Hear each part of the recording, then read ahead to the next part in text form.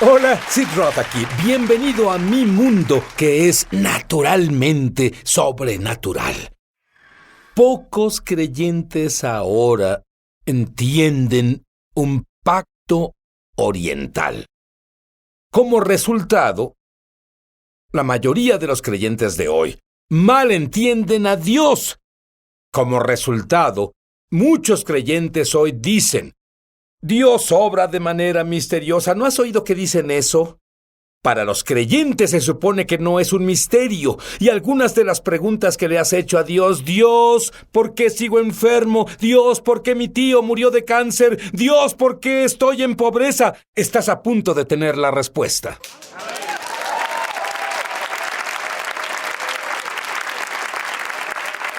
Tengo que decirte, cuando leí la declaración de Craig Hill, es mi amigo, pero dijo: Dios no está en control. Yo dije: Craig, ¿estás meshuga? Es la palabra hebrea para loco. Y él respondió: ¿Sabes, Sid? Estoy meshuga. Meshuga por el Mesías.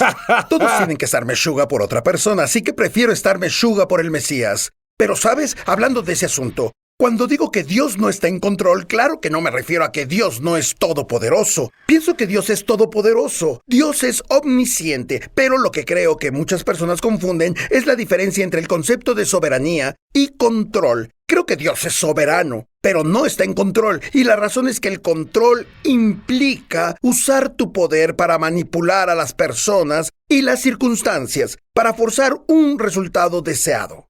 La soberanía es, a su vez, ser dueño de todo.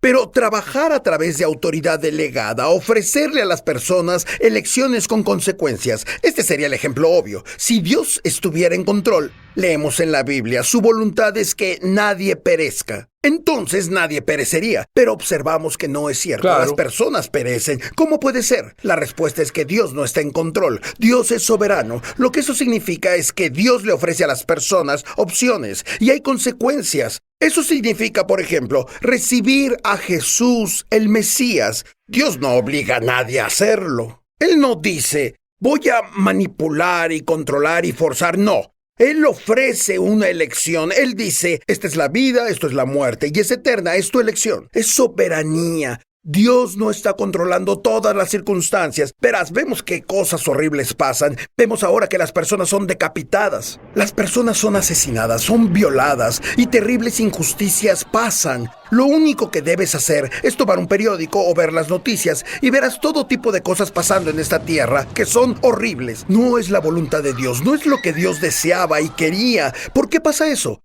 Hay una simple razón, porque Dios no está controlando todas las circunstancias y permitiendo esto y aquello. Lo que Dios ha hecho es delegar autoridad al hombre. Lo hizo en Génesis, capítulo 1, verso 28. Le dijo a Adán y Eva: te doy dominio sobre los peces del mar, las aves del cielo, los animales y la tierra. Satanás vino y engañó a Adán y a Eva para que le cediera la autoridad a él. Él dijo de su reino, que es reino de la muerte, la destrucción, la devastación. Afortunadamente, Dios tenía un plan. Envió a Jesús, el Mesías, a la tierra, y cuando Jesús murió derramó su sangre y creó un pacto. Y en ese pacto, cuando resucitó de los muertos, dijo esto: toda autoridad en el cielo y en la tierra me han sido dados a mí. Y Él no se llevó la autoridad con Él al cielo. Se volvió y nos la devolvió a nosotros, los creyentes. Y la situación que vivimos ahora, Sid, es esta.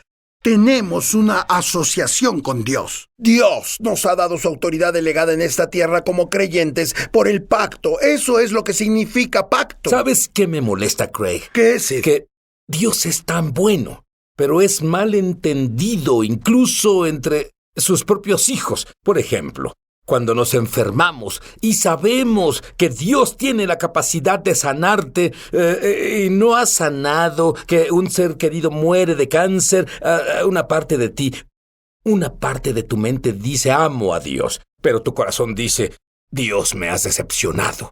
Odio ese malentendido. ¿Qué le dirías a alguien cuyo tío murió de cáncer y Dios no lo sanó y ese tío amaba a Dios? Lo que descubrimos, Sid, es que hay muchas variables en la Tierra, todo tipo. Hay factores nutricionales, hay factores emocionales, factores de pecado, hay todo tipo de cosas que afectan eso. Si Dios ha hecho un pacto con nosotros y su voluntad es sanar por la sangre de Jesús. Nos ha dado autoridad para implementar eso, pero hay una estrategia del enemigo. La estrategia del diablo es destruir a alguien o traer muerte y enfermedad sobre alguien y luego voltearse y decirle a la gente, Dios hizo eso, Dios lo permitió, y las personas se decepcionan de Dios. ¿Sabes? Hay alguien viendo ahora y es exactamente tu circunstancia. Tenías un ser querido y murió, y en tu corazón dijiste, Dios, ¿por qué dejaste que eso pasara? Y sabes, aquí está la verdad. Dios no fue quien destruyó a tu ser amado. Satanás es quien lo destruyó, quien vino a robar. Dios es el que te ama y el propósito del enemigo es que cierres el corazón a Dios y te alejes de Él. ¿Sabes que hoy, si abres tu corazón y dices, Dios, perdóname por culparte, lo que pasará es que cambiará algo, liberará algo en tu corazón y restaurarás la gloria y la presencia de Dios en tu vida de nuevo? ¿Sabes? La historia que me contaste sobre la mujer que casi fue violada, ¿Sí? ¿Puedes explicarlo? Esto explica a alguien que entiende el pacto, y cuando volvamos después de la pausa, quiero explicar qué es un pacto oriental, y muy pocos cristianos lo entienden. ¿Sabes? Esa chica tenía un entendimiento del pacto. Ella estaba en su devocional leyendo la Biblia y encontró una escritura, Isaías 54:15. Dice, si alguien te ataca, no será de mi parte. Cualquiera que te ataque caerá ante ti. El Espíritu Santo le dijo que memorizara eso y lo meditara, y lo hizo. Después, y ella no sabía por qué, pero 2 semanas luego tocaron a la puerta de su apartamento. Ella vivía sola, abrió la puerta, un hombre entró a la fuerza y dijo, te voy a violar. Pues de inmediato esa palabra vino a su espíritu y fue un poco... ella luchó, debo probarlo en serio porque las consecuencias son peligrosas aquí. Decidió, voy a aceptar lo que creo que Dios me dijo. Ella le dijo, no me vas a violar. Además, estoy en un pacto con el Señor Jesucristo. Significa que Él está en mí y yo estoy en Él. Lo que me quieras hacer, se lo haces a Él. Dime, ¿qué veniste a hacer aquí hoy? ¿A violar a Jesucristo? El hombre se puso, ¿qué? ¿Qué? No sabía qué decir. Él comenzó a tener miedo y ella dijo, no. Él está en mí, lo que vas a hacerme a mí se lo haces a Él. Es más, soy la niña de sus ojos. Eso significa en hebreo pupila. Estás poniendo el dedo en la pupila del ojo de Dios ahora. Y agregó, no tienes autoridad en este apartamento. Dios me la dio a mí, yo tengo autoridad. Él me dio una promesa. Ahora sal. El hombre hizo todo lo que sabía para intentar asustarla y dijo, si no cooperas conmigo, te voy a matar. Ella dijo, ¿sabes qué? Mi vida no me pertenece. Mi vida se la entregué al Señor Jesús, el Mesías. Y si es mi día de morir hoy, estoy de acuerdo. No creo que lo sea, pero esa es su decisión, no la tuya. Y mi vida está en sus manos y tú no me harás nada hoy. Ahora lárgate. Algunas personas escuchan eso y piensan, bueno, no sé si respondería así, pero ¿sabes qué? Dios le dio una palabra a su tiempo. Pero ¿sabes qué? La clave es entender el pacto oriental. Esa mujer tenía chutzpah, es hebreo para valor. Y tú vas a tener chutzpah, la palabra hebrea para valor, cuando en verdad entiendas esto, cuando volvamos.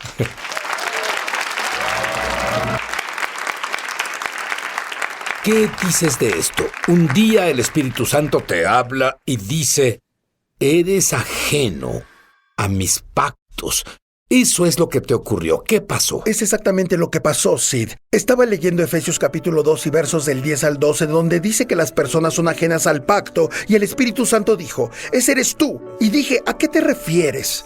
Y lo que comenzó a explicarme es que puedes estar en un pacto pero no entenderlo ni conocer las provisiones de ese pacto. Es así. Había un anciano del que escuché hace 100 años y el sueño de su vida era viajar de Escocia a los Estados Unidos. Él tenía un primo en los Estados Unidos, entonces compró un boleto y ahorró por mucho tiempo, abordó el barco y se dirigió a América para cumplir el sueño de su vida. Lo único es que no tenía suficiente dinero para poder comprar la comida en el restaurante del barco, así que volvía a su camarote diario y comía pan seco, carne y queso que llevó con él. Pasaba por el restaurante y veía que otros pasajeros compartían esas deliciosas comidas. Cuando estaba llegando al puerto de Nueva York, cerca de la isla Ellis, Estaba parado en la cubierta del barco viendo el paisaje y pudo hablar con una de las camareras y ella le dijo, ¿disfrutó de su viaje? Y él dijo, estuvo genial, estoy cumpliendo el sueño de mi vida, pero el único problema es que desearía haber tenido suficiente dinero para ir al restaurante y comer algo ahí. Y la camarera le dijo, oh por Dios, ¿puedo ver su boleto? Vio el boleto y la camarera dijo, señor, ¿no se dio cuenta? Toda la comida estaba incluida. Corrió al restaurante y comenzó a comer todo lo que pudo en la última media hora de su jornada. Así están muchos creyentes en el pacto. Y es lo que Dios me dijo a mí. Eres como ese hombre. Tienes un pacto, pero no sabes qué está incluido. Y como no sabes lo que está incluido, te pierdes de la mitad de las cosas. La sanidad está incluida. La salvación eterna está incluida. Las provisiones están incluidas. Si tú no entiendes exactamente cómo un pacto oriental opera. Sí. Y estabas en una colina de esquí cuando tu hijo se lastimó. Tu hijo pudo morir. ¿Qué pasó? ¿Sabes? Eso es cierto. Lo que pasó, Sid, Tengo 2 hijos. El mayor, cuando era adolescente, estaban afuera haciendo snowboarding y no se usaban cascos en esos días. Bueno, llegué a la cima de una colina con mi esposa Jan y estaba mi nombre en un letrero de la patrulla aérea. Fuimos a la cabaña de la patrulla aérea y dije mi nombre. Y una mujer se volvió y le dijo al chico que estaba detrás de ella en la patrulla, mejor díselo. Y pensé, ¿decirme qué? Ese chico dijo, hace como 45 minutos su hijo mayor dio un salto y aterrizó sobre el hielo de cabeza y tiene la peor herida cerrada en la cabeza que yo haya visto. Iba volando como un pollo sin control, inconsciente. Tuvimos que sedarlo. Ahora está abajo en el hospital de la base de la colina, en el pueblo. Le están haciendo escáneres, MRI y CAT y es mejor que usted vaya ahora mismo. De inmediato el pensamiento vino a mi corazón, va a morir. O va a quedar como vegetal por el resto de su vida. Claro. ¿Sabes? Ese tipo de pensamientos Claro. vienen a la mente del padre. Y de pronto otro pensamiento surgió de mi espíritu, porque había estado enseñando sobre el pacto de la sangre, y me di cuenta que ese pacto significa que Dios es 100% fiel para hacer lo que dice. Así que recordé mi propia enseñanza, que era esa. Cuando estás en crisis o bajo presión, una persona que no entiende el pacto oriental dirá, ¿qué voy a hacer? Una persona que entiende el pacto dirá, ¿qué tiene Dios que decir? Oramos y liberamos la autoridad que Dios nos ha dado, que es liberar el poder de Dios para hacer un milagro. Mi hijo fue sanado sobrenaturalmente y fue restaurado del todo a la normalidad. Ahora, tengo curiosidad. Enseñaste una clase sobre el pacto de la sangre, pero una cosa es enseñar y otra cosa es estar en esa circunstancia. Si no hubieras entendido, ¿cómo pudiste tener este valor?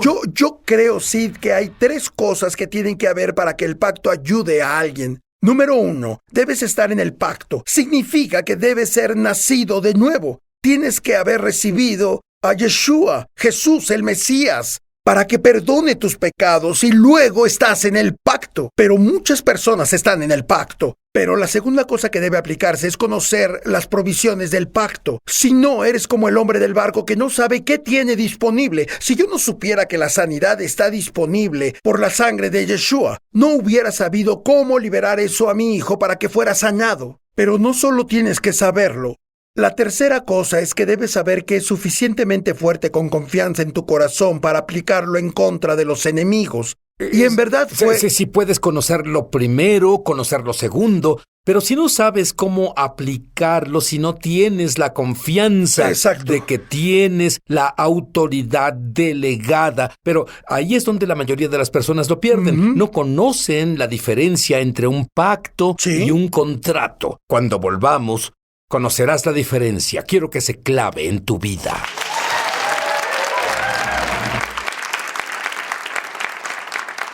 Sabes, aquí en Occidente no entendemos un pacto oriental. ¿Por qué somos tan ignorantes de los pactos orientales? ¿Sabes, Sid? Las personas en el este entienden un pacto de una forma totalmente diferente a nosotros en las naciones occidentales. Y la razón es que ellos lo tienen en su cultura y experiencia. Esto es un pacto. Un pacto es el acuerdo más solemne conocido por el hombre que solo se rompe con la muerte. La muerte es lo único que rompe un pacto. Y para la mente del pensador oriental, si te doy mi palabra en un pacto, hay 100% de posibilidades de que lo cumpla porque prefiero morir que romper mi palabra. En el occidente, El concepto de pacto ha sido intercambiado por un concepto diferente de contrato. A veces usamos la palabra pacto, pero lo que queremos decir es un contrato condicional bilateral, ¿sabes? Un contrato es esto. Si me das tu palabra y yo te doy mi palabra, depende totalmente del desempeño de cada persona. Si haces lo que dices, yo haré lo que dije. Pero si rompes tu palabra y no haces lo que dijiste, o si me eres infiel, o me traicionas, o me lastimas, o te vuelves contra mí, o me engañas,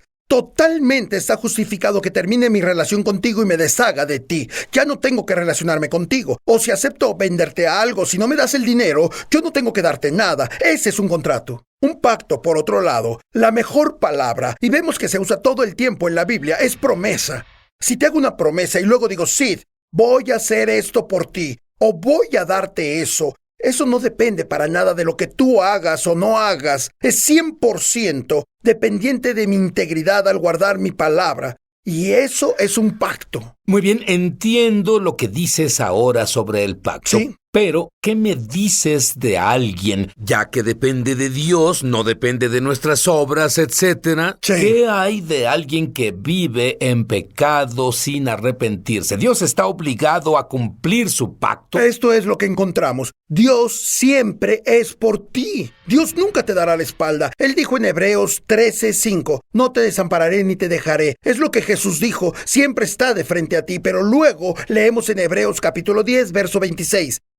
Dice que si sigues pecando voluntariamente, es decir, si voluntariamente pecas y pecas y pecas, lo que en realidad haces es morir espiritualmente. Matas la semilla del Espíritu de Dios en tu espíritu. Y usa un lenguaje muy fuerte. Dice, cuando haces eso, lo que en realidad haces es pisotear al Hijo de Dios. Profanar la sangre en la cual fuiste santificado. ¿E insultas al Espíritu de qué? ¿Al Espíritu de gracia? Y así Eso que... es muy interesante. Insultas al Espíritu de gracia cuando tú voluntariamente sigues pecando. ¿Qué hay del umbral en que alguien... explica eso en el este. Es un concepto muy poderoso. En el este hay un concepto muy poderoso. Cuando un hombre invita a otro hombre a ir a su casa como huésped, derrama sangre afuera de la puerta, en la entrada. Eso es lo que pasó en la Pascua. Es exactamente lo que pasó en la Pascua, que Dios les dijo que hicieran. Es una costumbre oriental común, y cuando un invitado llega y ve la sangre derramada, sabe que está invitado a entrar al pacto. Cuando pasa por el umbral, el anfitrión dice, te protegeré con mi vida. Todo lo que tengo es tuyo, soy todo tuyo, eres familia para mí, te protegeré con todo lo que tengo. Pero